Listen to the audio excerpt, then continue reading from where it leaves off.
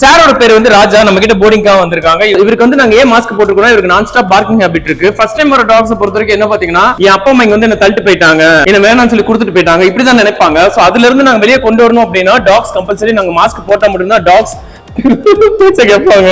வந்து முதல்ல ஒரு 2 hours கழட்ட ட்ரை பண்ணாரு, அதுக்கப்புறம் அடாப்ட் ஆயிட்டாரு. என்னடா செல்லம், என்னாச்சுடா? சாரோட வால் நீங்க பார்க்கலாம், கொஞ்சம் டாமினேட்டிங்கா தான் இருக்காரு.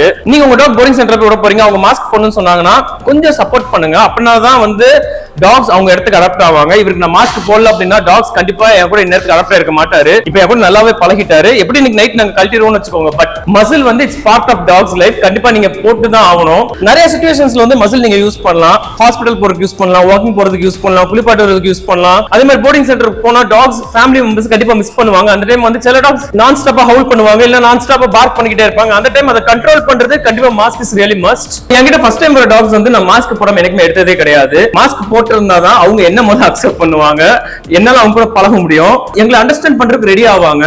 செகண்ட் டைம் தேர்ட் டைம் வர டாக்ஸ்ல மேக்ஸிமம் பாத்தீங்கன்னா மாஸ்க் தேவையே கிடையாது, எங்க கூட பழகிடுவாங்க.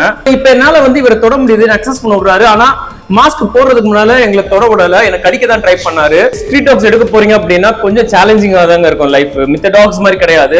ஸ்ட்ரீட் டாக்ஸ்க்கு வந்து மூட் ஸ்விங்ஸ் வந்து எப்பயுமே நிறைய உண்டு. எப்ப ஹாப்பியா இருப்பாங்க, எப்ப சேடா ஃபீல் பண்ணுவாங்க, எப்ப ரியாக்ட் பண்ணுவாங்க நம்மளால கெஸ் பண்ணவே முடியாது.